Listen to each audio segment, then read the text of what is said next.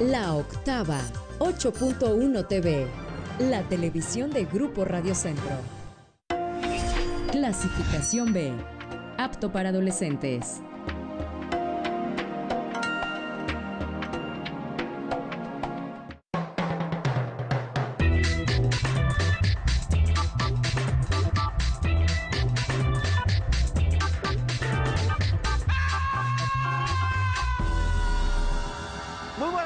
Bienvenidas, bienvenidos al Octágono. Ya es fin de semana y como de costumbre nos tomamos las cosas con más calma y en un ánimo reflexivo.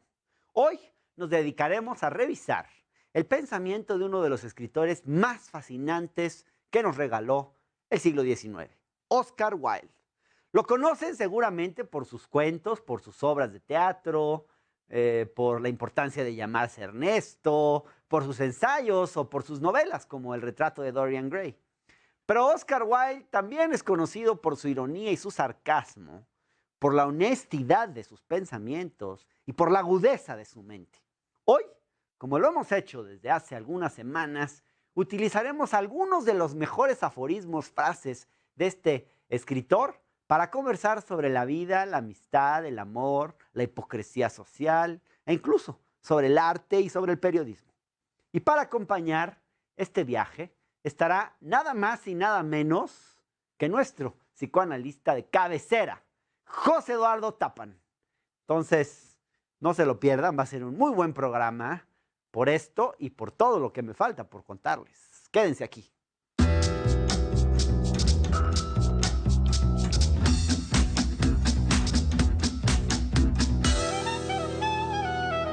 Esta semana dio inicio en nuestro país la campaña de vacunación masiva para los adultos mayores. De inmediato, una parte de la tuitósfera reaccionó ante las filas que hacían miles de personas para vacunarse y no pocos se rasgaron las vestiduras por el tiempo de espera que les tomó finalmente adquirir la preciada vacuna contra el COVID. Pero, ¿qué tan diferente fue nuestra experiencia comparada con el resto del mundo? Aquí vemos una imagen en Los Ángeles. Esta es del Reino Unido. Esta otra es de Irlanda. Ahora vean esta de Alemania. Y para quienes añoran un sistema de vacunación como el de Israel, pues ¿qué creen? Les tengo noticias. Así se ven las filas en Israel. Ahí tienen, eso es Israel.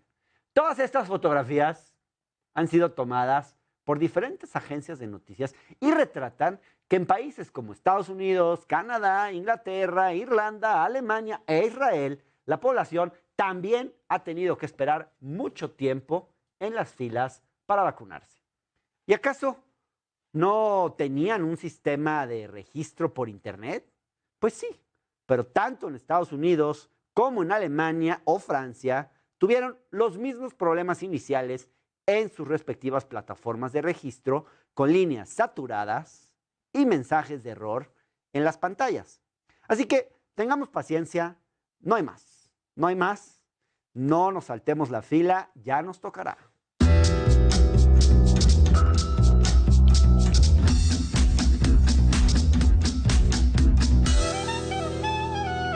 Cada inicio de año, ustedes lo saben bien, es costumbre que la industria del entretenimiento celebre lo mejor del cine y la televisión, otorgando premios a las mejores obras.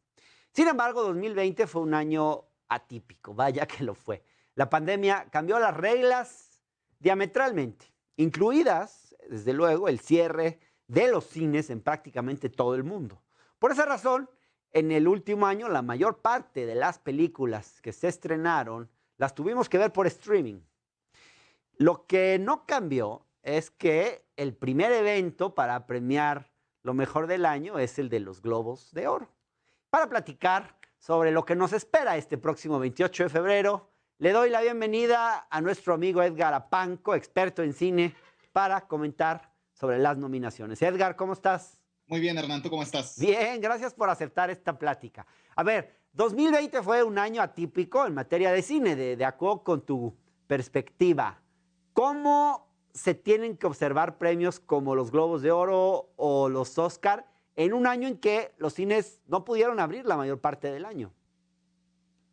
Pues sí, muy bien lo decías. Este año no vamos a ver en las premiaciones, sobre todo en aquellas que dan categorías como efectos especiales, efectos visuales. Va a ser muy raro que veamos la presencia de blockbusters porque pues simplemente no se estrenaron blockbusters. No se estrenó nada en verano, que es cuando se estrenan estas grandes producciones. Pero las películas que sí son típicas de temporada de premios, esas sí se estrenaron, pero como bien dices, se estrenaron a través de las plataformas de streaming.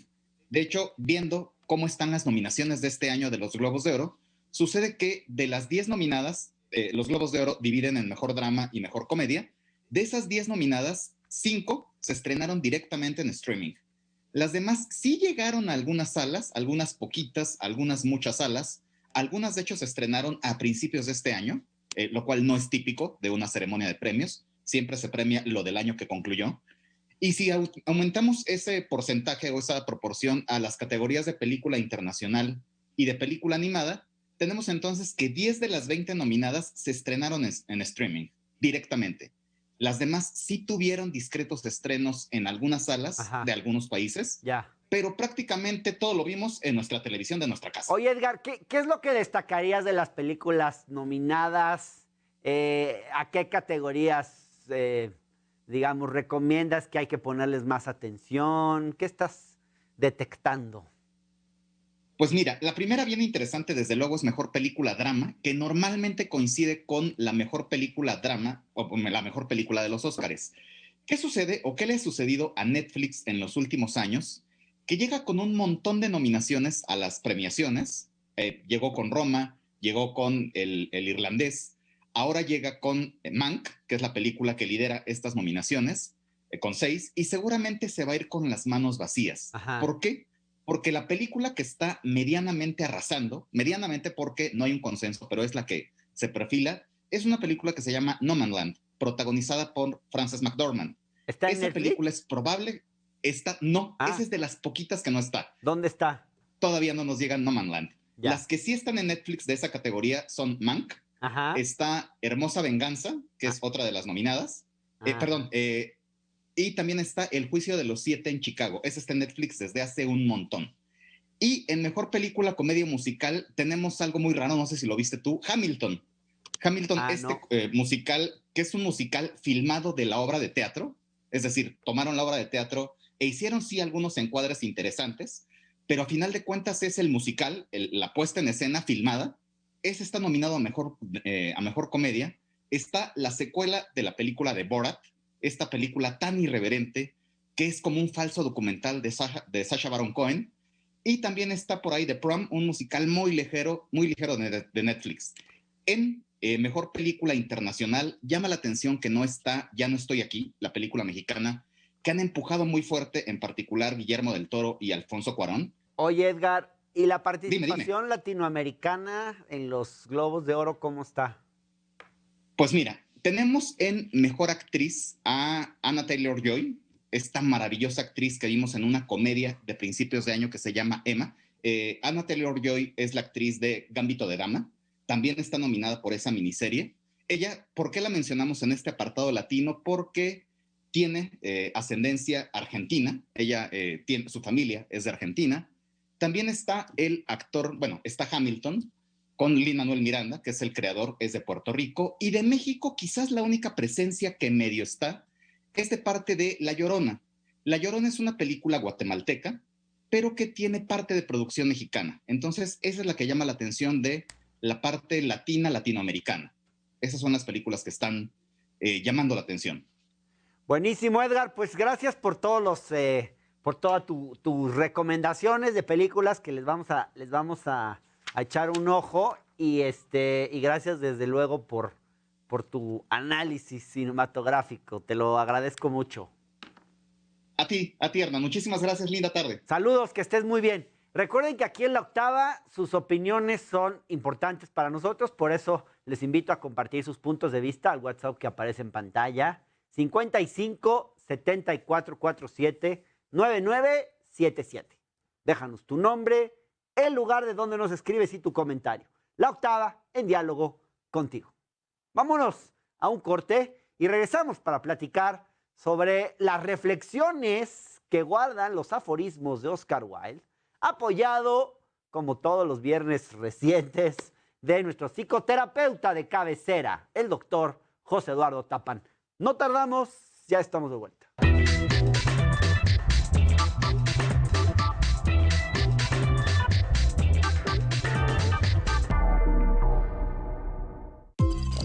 Para la octava, tu punto de vista es muy importante. Comunícate vía WhatsApp al 5574 47 99 77 y dinos lo que piensas. La octava, en diálogo contigo.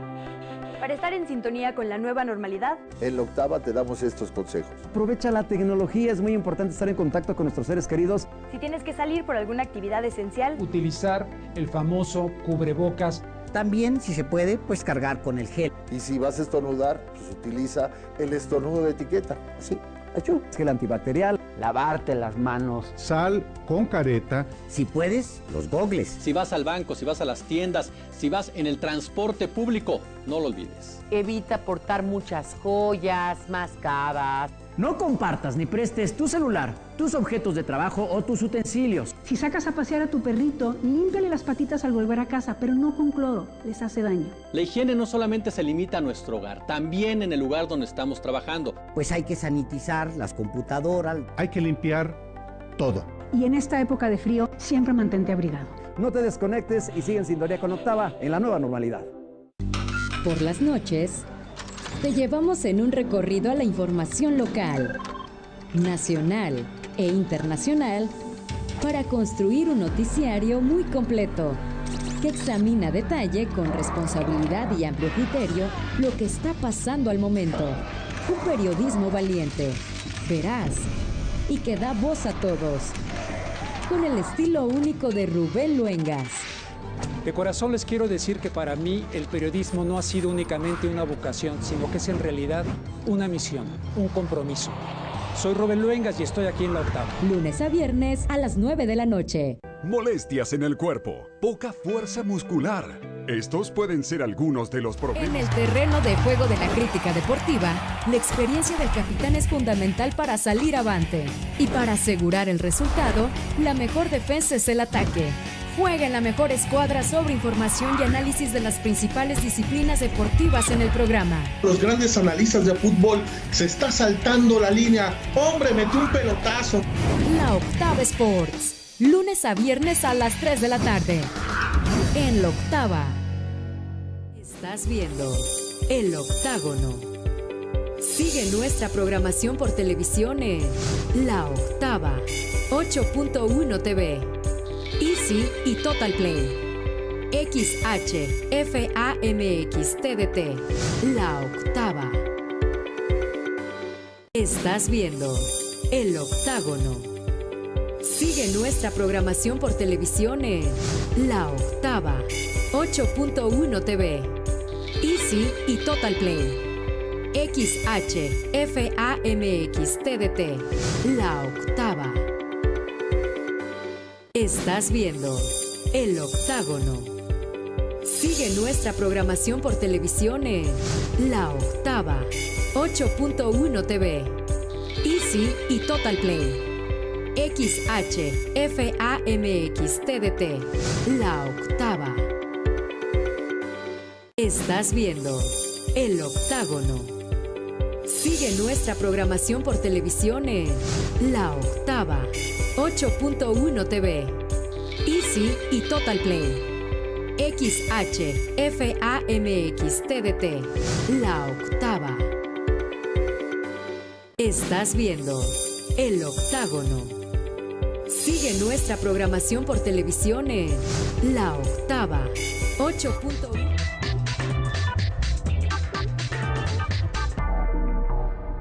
Oscar Wilde es un autor que supo retratar la parte final de la época victoriana con un sentido muy irónico, brutalmente honesto y muy crítico de la hipocresía de la Europa de finales del siglo XIX. Para conocer un poco más del escritor y su obra, les dejo este trabajo que preparó Pedro Bejarano. Oscar Wilde es recordado no solo por sus excelentes obras, como El retrato de Dorian Gray o La importancia de llamarse Ernesto, El alma del hombre bajo el socialismo, De profundis o cuentos como El príncipe feliz. También sigue vivo entre nosotros por sus famosas frases cargadas de ironía y sarcasmo. Le tocó además sufrir la intolerancia sexual de la época victoriana, la cual lo llevó a la cárcel y a una muerte prematura.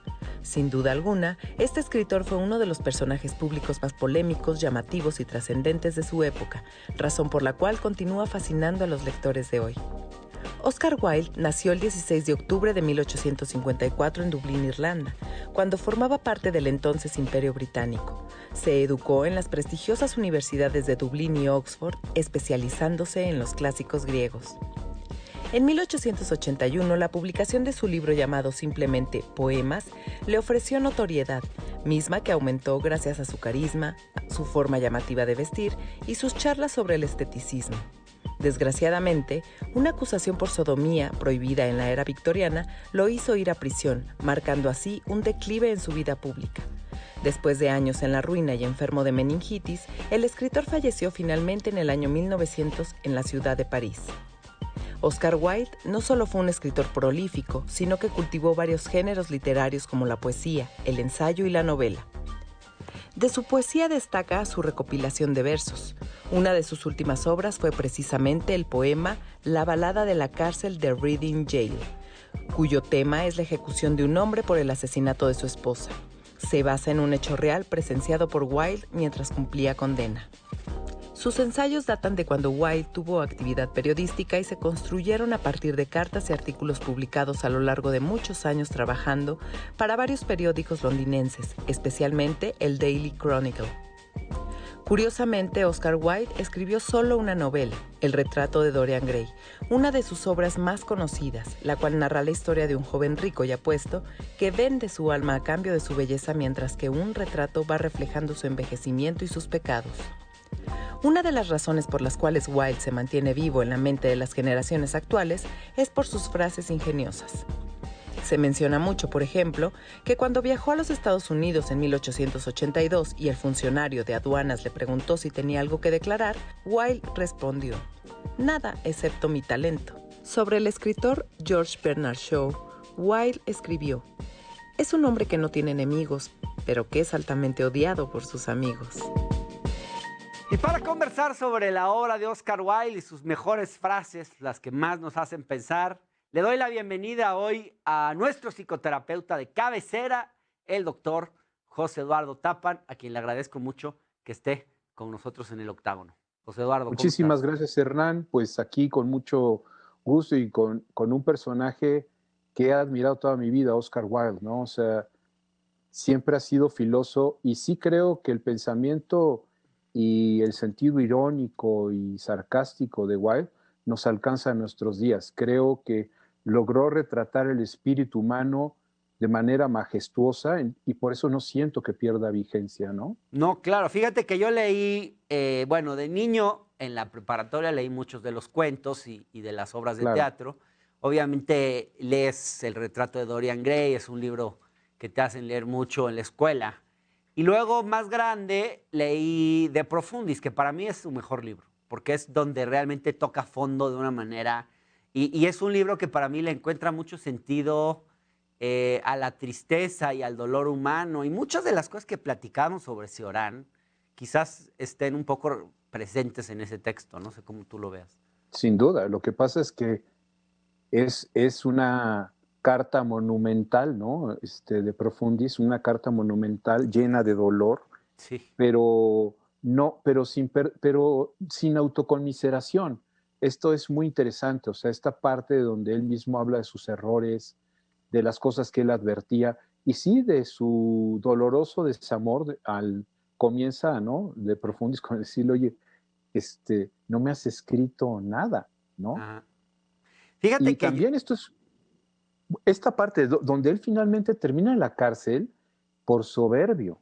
Sí. Eso es muy importante. O sea, la soberbia de Oscar Wilde lo llevó a demandar al que era el papá de su novio, era el Mark de Queensberry, el que inventó las reglas de box, y que finalmente o sea, perdió el juicio y lo llevó a la cárcel durante 2 años, pero él fue el que hizo esa iniciativa. Y en el libro De Profundis, bueno, él reconoce, él acepta muchos de sus errores en la vida. Fíjate que yo encontré en Buenos Aires, cuando vivía allá un par de años, y yo iba mucho a las librerías de viejo y encontré este librito de Oscar Wilde, a ver si lo podemos acercar a la cámara, que pues tiene, Paradoja y Genio se llama, pero tiene muy buenas frases de él, tiene máximas, aforismos, y hay algunas que seleccioné que me gustaría comentar contigo. ¿Cómo ves?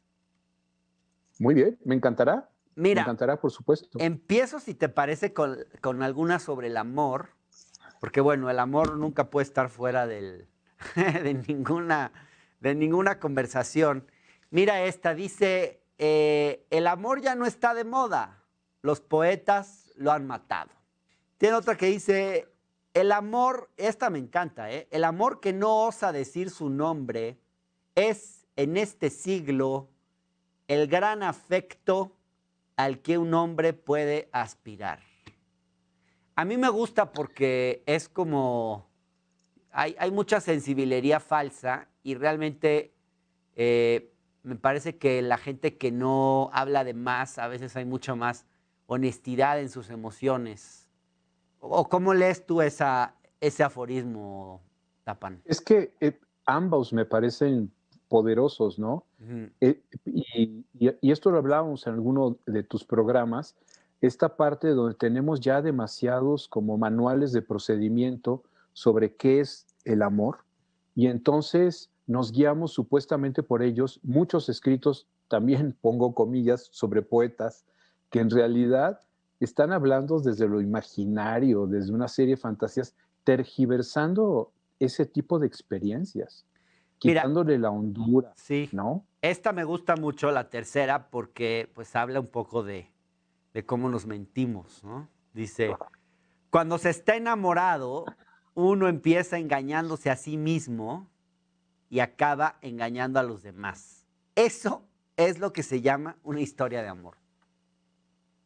Está buena, ¿no? O sea, sí, y de alguna manera, o sea, hay una parte que es verdad, que es este sentido de lo imaginario, las fantasías, que queremos anudar ese tipo de experiencias y donde de repente terminamos convencidos, o sea, estamos más enamorados del amor que de la persona a la que supuestamente amamos, y entonces construimos unas puestas en escena. Híjoles, estos momentos que estamos viviendo son absolutamente dichosos de toda esa farsa, de todo ese tipo de cosas, estas fotografías que se mandan por estas aplicaciones, esta parte de todo este tipo de redes sociales, donde lo que muestran es esa farsa espantosa de qué maravilloso se la están pasando, cuánto se aman, cuánto se adoran, y todos son pequeñas producciones para su público, ¿no? Sí, ellos claro. terminan engañados. Todo es un montaje.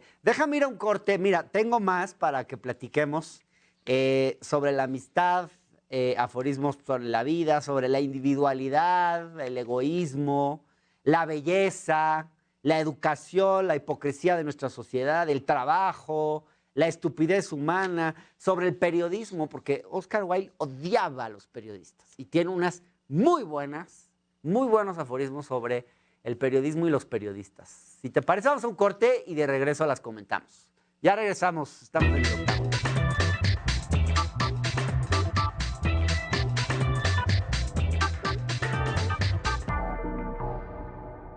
En el PES cabemos todos. Ciudadanas, ciudadanos, simpatizantes, militantes del PES. En este 2021 demostramos que otra política es.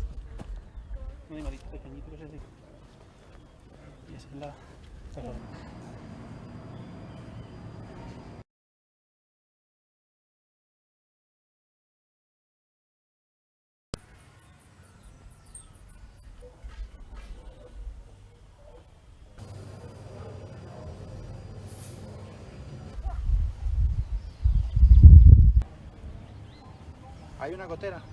Digamos que sabe uno que está ahí, que después va a tener un recuerdito de él. todas formas, ellos son muy especiales en la vida de uno.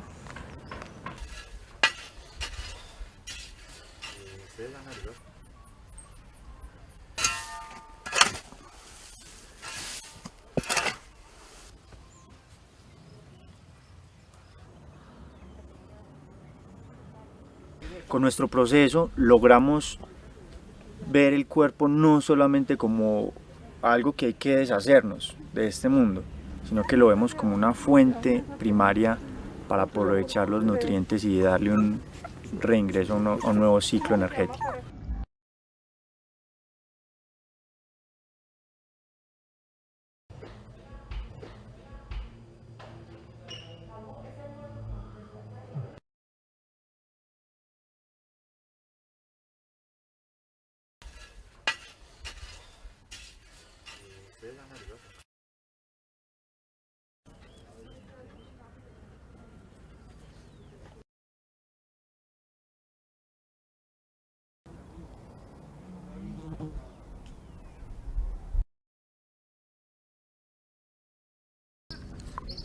Conoce la realidad de México a través de laoctava.com.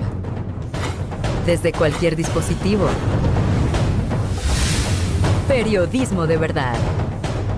Información, credibilidad, análisis, ¿Qué tal? Muy buenas libertad. tardes, bienvenidas, bienvenidos a la emisión de 1 a 3. Hoy, Reprodúcelo cuantas veces quieras. que sucedió a las 10 horas con 29 minutos de esta mañana. Laoctava.com.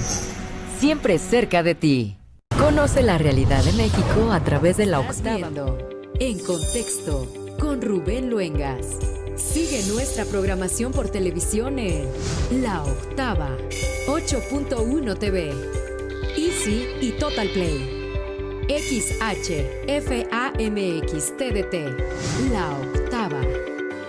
Estás viendo En Contexto, con Rubén Luengas. Sigue nuestra programación por televisión en La Octava, 8.1 TV, Easy y Total Play.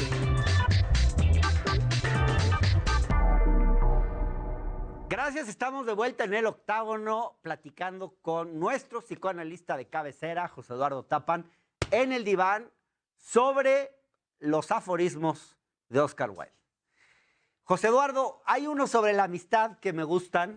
Te voy a leer un par para que los comentemos. El cuarto que yo seleccioné de este libro, dice: preferiría perder a mi mejor amigo antes que a mi peor enemigo. Ya sabe usted que para tener amigos solo se necesita ser bondadoso. Pero cuando a un hombre no le queda un enemigo, es que debe de haber en él algo mezquino. ¿Cómo ves? Pues sí, o sea, esta parte de despertar la animosidad de la gente es estas personas que quieren estar como el agua tibia, ¿no? Que quedar bien con todo mundo, Claro. y entonces en realidad nunca están expuestos ellos. No, sus y son ideas, muy sus oportunistas, pensamientos. ¿no? En el fondo tienen un as bajo la manga, están calculando algo. Ese es el tema, por eso lo que dice Wilde es decir, mira, si ese es un sentido de oportunismo, de estarse midiendo para no poder ser honestos, hijo, qué flojera infinita, ¿no? Esa... Sí. Mira, este es muy Oscar Wilde. Dice, la quinta dice: escojo a mis amigos por su atractivo, a mis conocidos por su carácter y a mis enemigos por su inteligencia. Es muy Oscar Wilde, ¿no? Sí lo creo, pero estrictamente, si te das cuenta, eso muestra la enorme soberbia y el narcisismo feroz, que fue lo que lo llevó a perder el juicio, porque él mismo en su juicio fue su defensor, y entonces hizo, pues por su fanfarronería y sentirse tan pagado de sí mismo, que lo llevó a la cárcel. Ahí donde dice, escojo a mis amigos por guapos, o sea, como que él... Pero es que era un siente genio, no, José Eduardo. Él era un genio. No, yo creo que lo juzgas era, mucho pero... por soberbio. O sea, no, yo sí creo que era un genio. Sí, él sí podía ser soberbio. Yo pienso sí podía que ser desde luego que podía ser soberbio, pero también es verdad que lo que él llama amigos son estos amigos con los que tenía licencias amorosas, claro, divertimentos sexuales, divertimentos, entonces sí no esperaba con ellos un debate intelectual. Sí, no, quería claro. jóvenes casi efebos, ¿no? Sí. Guapos. Entonces, en Profundis le dice, tú siempre hablabas de que eras eras muy pequeño cuando nos conocimos, sin embargo, de estos menesteres del amor sabías más que yo. O sea, no me vengas con eso, Sí. ¿no? Oye, Entonces, mira, esta para mí es una de las mejores frases de Oscar Wilde. Dice, creo que es muy, muy, muy poderosa y muy cierta. Cualquiera puede solidarizarse con el sufrimiento de un amigo, pero hace falta un carácter magnífico para solidarizarse con su éxito. Es muy cierto. ¿Cuántos amigos no nos envidian? ¿Y a cuántos amigos no envidiamos? Y nos cuesta, por más de que digamos que nos da gusto, ¿cuánto nos cuesta a veces ponernos contentos cuando les va bien? Sobre todo cuando a nosotros nos está yendo mal. Claro, y es donde tú quieres esperar la voluntad de un Dios cruel, en donde está castigándote por todas las cosas maravillosas que has hecho y tú, o sea, y tú no eres merecedor a eso. Y los otros, como si Dios hubiera sido bondadoso con ellos y entonces los hubiera premiado con esos éxitos, entonces muestra un sentido de injusticia, te sientes que allá hay un juicio incorrecto y no estar viendo, digamos, que tú eres finalmente responsable de tu caminar, de tus tropiezos y de tus fracasos. Y ciertamente a veces los éxitos de algunos de los que podemos llamar, es que no sé si son amigos, también creo que usamos con mucha facilidad la palabra amigos, sí, es verdad, con los conocidos, con los socios, con los cómplices, con los miembros de nuestra jauría. O sea, siento, entonces, en ese sentido, sí creo lo que dice Wilde, en el sentido de que a veces cuando vemos que nosotros hemos hecho un esfuerzo muy grande, titánico, por una serie de cosas, y otros han logrado el mismo éxito, casi teletransportándose, pues nos da una envidia y un coraje, pues si estos tipos no son merecedores y yo sí, que me he empeñado, ¿no? Claro que hay envidia. Bueno, y hablando de eso, me lleva de la mala. Al individualismo y al egoísmo, que es otro de los temas sobre los que él escribe. Mira, la novena que yo elegí dice esto. Fíjate, a mí me gusta mucho, y creo que es de una obra de él. Dice, el egoísmo no es vivir como uno desea vivir, es pedir a los demás que vivan como uno quiere vivir.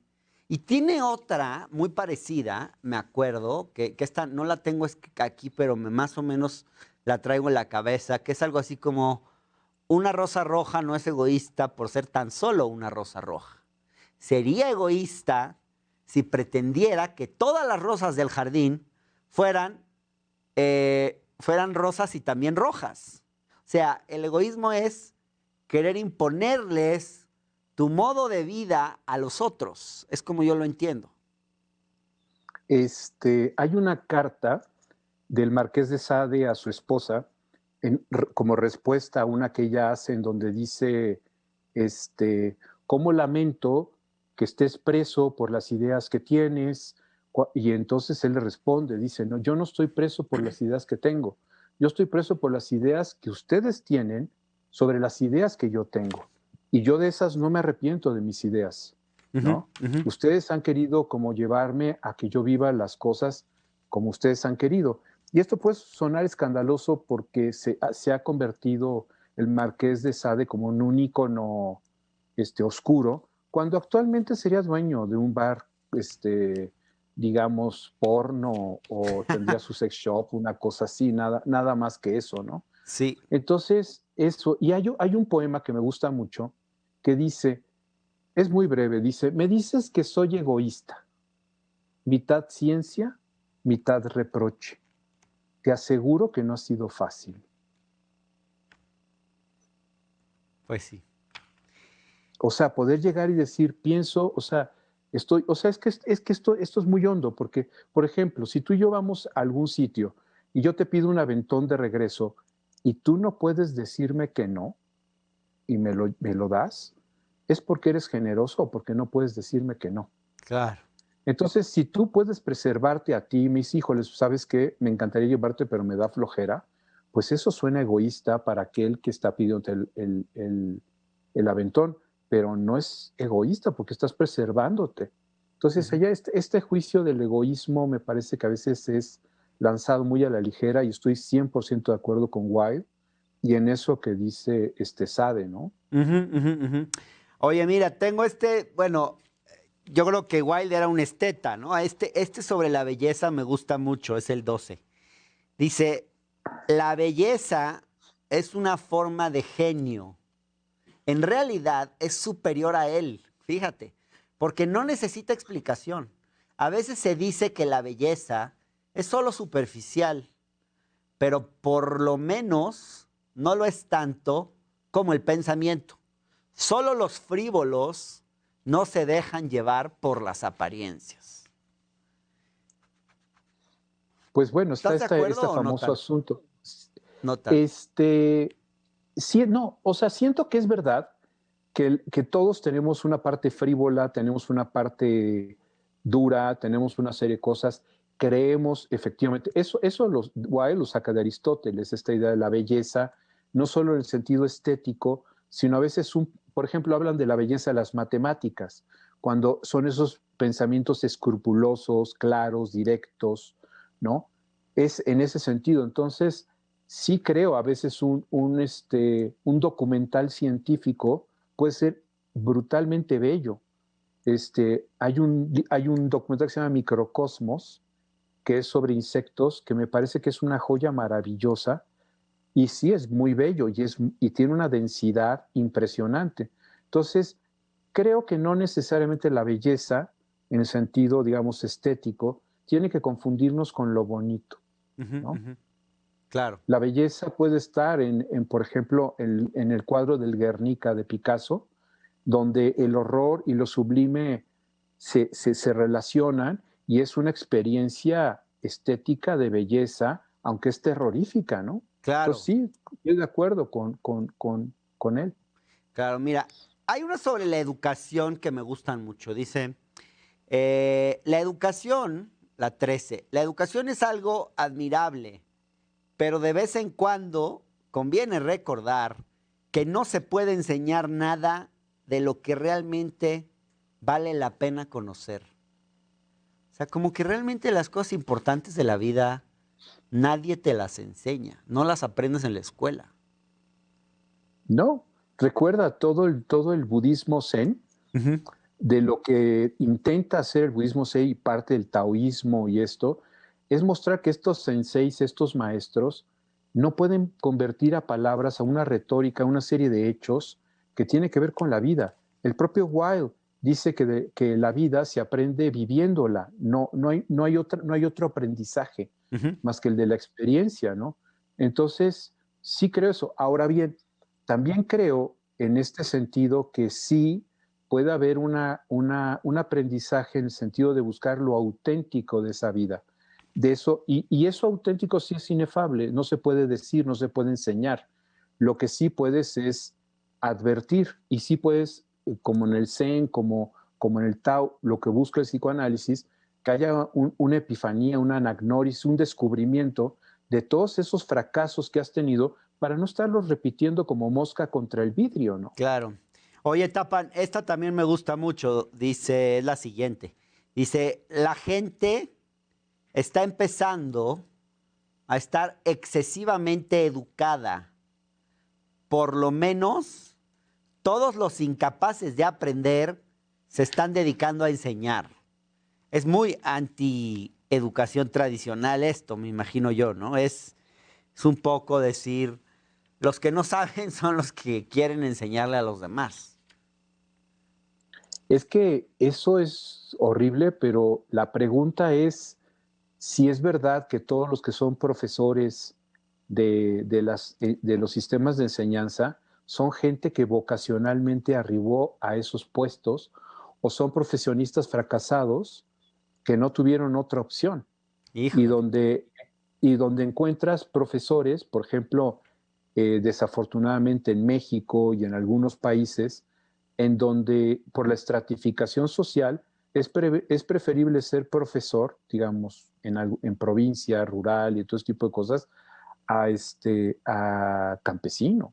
Sí. Entonces, digamos, estás dando clases porque no tienes un mejor horizonte, porque no tienes mayores posibilidades, y donde los profesores, muchos de ellos son la gente que ha fracasado en sus campos y se refugian en la docencia. Claro. Y bueno, pues entonces sí creo de alguna manera, aquellos que sean excepcionalmente profesores porque su vocación y el imperativo de su vida ha sido el proceso de enseñar, pues mis respetos, pero creo que son los menos. José Eduardo Tappan, déjame ir un corte y regresamos con los aforismos de Oscar Wilde. No se vayan, ya estamos de vuelta en el octágono.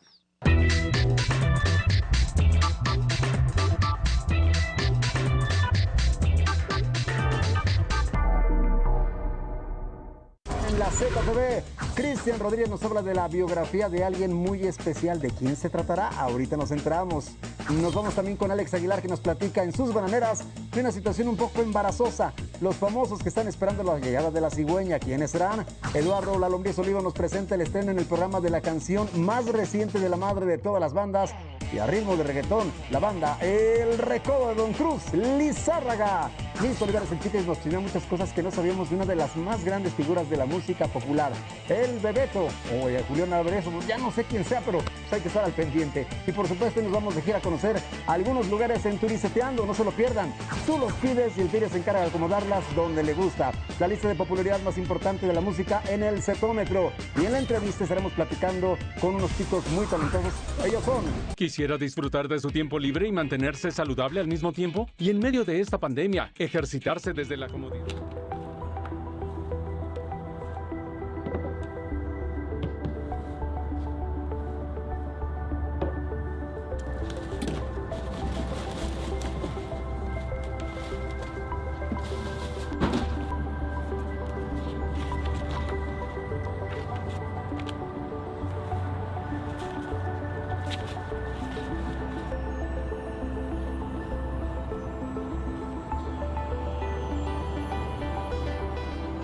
플라스틱은 재활용이 되는데 왜 플라스틱 소재인 마스크는 재활용이 되지 않고 일반 폐기되어서 소각되는지 그거에 대해서 의구심이 들었고 저는 가구를 하는 사람으로서 이게 재활용이 된다라는 거를 보여주고 싶었어요.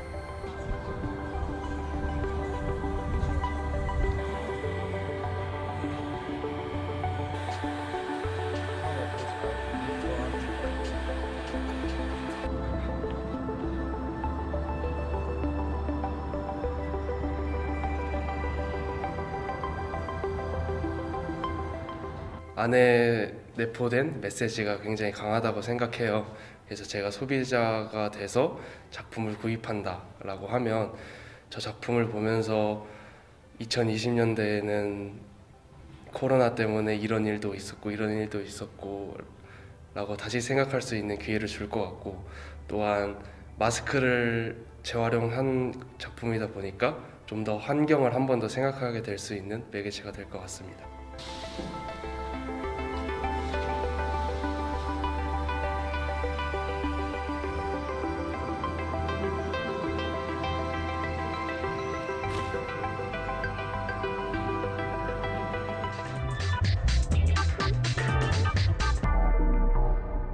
Gracias, estamos de vuelta en el octágono platicando con nuestro psicoanalista de cabecera, el doctor José Eduardo Tappan, sobre los aforismos de Oscar Wilde.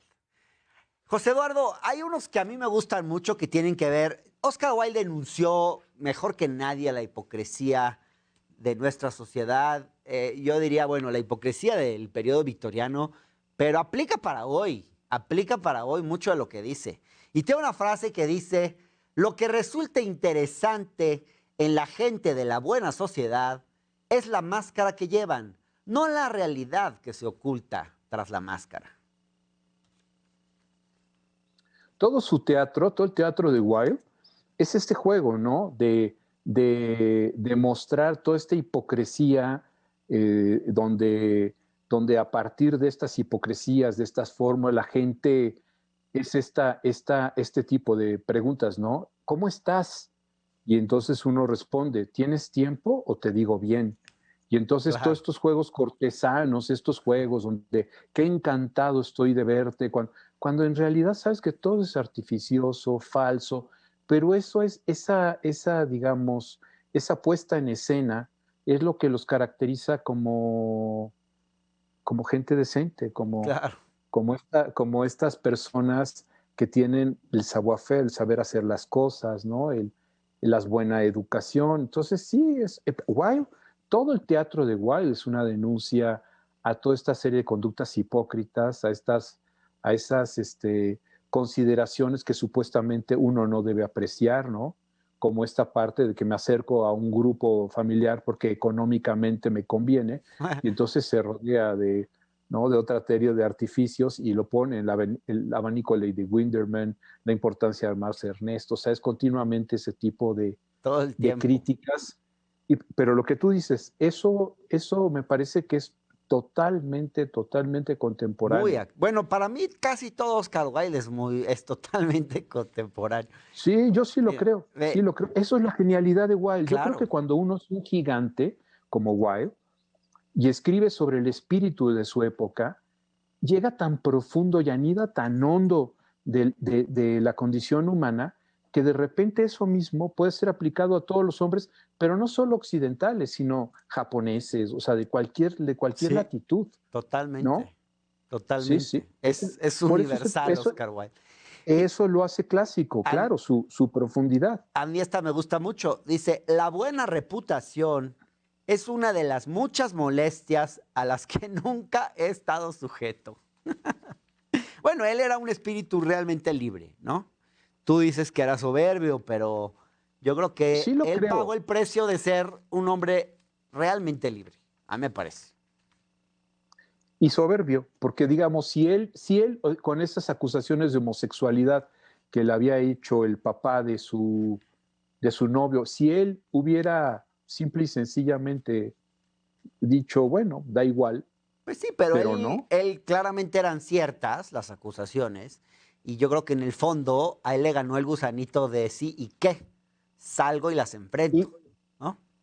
Sí, pero no solo las enfrento, sino poner en una puesta en escena el juicio, hacer la denuncia. O sea, él mismo fue su abogado. O sea, por eso te digo lo de su soberbia. Y lo pagó durísimo. Bueno, y tú lees los diálogos del juicio y son geniales, José Eduardo Tappan. No me digas que no. Son geniales. La genialidad con la que le responde al juez y cómo se burla de él y se ríe en su cara. Nos dejó una cosa para la historia impresionante, la verdad. Sí, la verdad. Razón por la cual es acusado de sodomía, está 2 años en la cárcel con trabajos forzados, en donde todos aquellos que resultaron víctimas de su puesta en escena se vengaron ahí. Entonces, todos piezas menores, todos piezas que no recordamos en la historia. Y Oscar Wilde vivió unos meses más después de salir de la cárcel, ¿no? Y murió en París, creo que 6 o 7 meses después de haber salido de la cárcel. Y en toda esta historia, él agarra un odio impresionante hacia los periodistas, que en parte fueron los que lo quemaron en leña verde, en toda esta historia de su juicio. Y ahí hay varias frases que yo seleccioné, que son durísimas para el gremio, pero hay algunas que son ciertas. Fíjate. Este es muy fuerte. Bueno, esta aplica para los articulistas, esos que tú hace rato que platicábamos fuera del aire llamabas la opinión de los roedores o el nido de los roedores, ¿no? La crítica mordaz de los roedores. De Marx. Mira, dice, fíjate, no dice de quién habla, pero todos sabemos de quién habla. Dice, ¿quiénes son esos escribas que pasando con absurda ligereza de la información policial al Partenón y del crimen a la crítica, gobiernan con tan serena incapacidad el despacho que hace poco habían barrido? Es fuertísima, no me digas que no, José Eduardo. Sí, pero esos son los Iriarts, los León Krause, muchos, ¿no? Muchos. O sea, digamos, un grupo de personas que vivieron además felizmente de todo el famoso chayote, ¿no? Esta forma de dirigir su crítica y sus comentarios a favor de otro tipo de principios que un juicio crítico, ¿no? Mira esta, que es ya más sobre el periodismo. Dice, el periodismo moderno justifica su existencia por el gran principio darwinista de la supervivencia de lo más vulgar. Pues sí, ¿no? Bueno, te voy a decir algo. Si las redes sociales nos enseñan algo, si el periodismo amarillista nos enseña algo, es eso. O sea, por ejemplo, ve cualquiera de las declaraciones, en este caso particular, de alguno de los que pueda ser el enemigo de algún periódico, una cosa así, y de una declaración de 40 minutos, sacan la frase estridente, amarillista, que además está sacada del contexto para hacerle decir a esa persona lo que no dijo. Y eso es el juego, ese es el juego inescrupuloso del chayote, ese es el juego inescrupuloso, pero estrictamente también creo que ahí es equivocado llamarlos periodistas. O sea, ya no hay, si no es periodismo de investigación y son gente que simplemente tiene opiniones, pues son estos opinadores, ¿no? O sea, ¿por qué periodistas? Es como cuando dicen los artistas de la tele. Híjoles, o sea, hay artistas. Claro, o sea, no todo aquel que escribe en los periódicos es periodista, ¿no? Por eso. Hay mucho o sea, si no hay un oficio exactamente, entonces son opinadores. Entonces, tanto él tiene sus opiniones como tú las tuyas, solo que él tiene un foro especial que les da este escaparate. Desde ahí pueden, digamos, su opinión tiene mayor peso que la de muchas personas, pero son opinadores, no son periodistas. Mira esta. En lugar de acaparar el estrado de la sentencia, el periodismo debería estar disculpándose en el banquillo de los acusados. Te leo otra, te leo dos más, porque ya casi se nos acaba el tiempo. Sí. Respecto a los periodistas modernos, siempre se disculpan en privado por lo que han escrito contra uno en público. Bueno, él tenía mucho resentimiento hacia el gremio. Hay mucho que decir en favor del periodismo moderno. Al darnos opiniones de los incultos, nos mantienen en contacto con la ignorancia de la comunidad. Sí. Sí, no estoy seguro que sea de toda la comunidad, no, pero sí representan a un sector importante también de cierto tipo de comunidad, para decirlo de alguna forma, pero no, sí que también creo efectivamente que los opinadores precisamente están orientados por una serie de principios económicos y entonces no necesariamente saben de qué están hablando. Claro. Entonces, que sean gente docta o que ahí se haya informado, pues eso no los llamo periodistas, porque no hay investigación.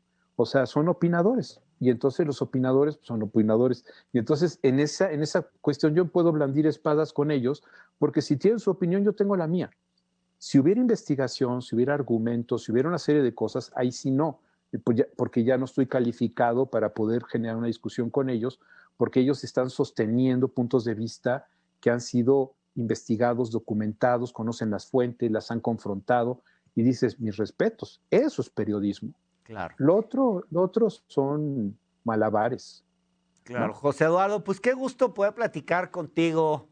Ya llevamos 3 viernes, creo, en esto. Me habías propuesto que la próxima sea sobre Baltasar Gracián, a quien yo no he leído, pero te prometo leerlo para la semana que viene y si tienes tiempo. Pero puede ser Borges, perdón que te la cambie, puede ser Borges, que seguramente tú también tienes ahí una gran opinión sobre Borges. Bueno, déjame lo pienso y nos comunicamos. Ahí lo decidimos. Perfecto, ¿vale? me parece bien. Órale. Échate una mirada con Baltasar Gracián y Borges, porque me parece también Borges, o sea, de una estatura intelectual impresionante, ¿no? Ya estamos. Muchísimas gracias, José Eduardo. Buen fin de semana. Hasta luego. Igualmente, gracias. Gracias y por nuestra parte es todo. Les agradecemos su atención y los esperamos el lunes con análisis, debates y todos los temas más importantes del momento. No se vayan, se queda Rubén Luengas, quien tiene lo más importante de la información en contexto. Buenas noches.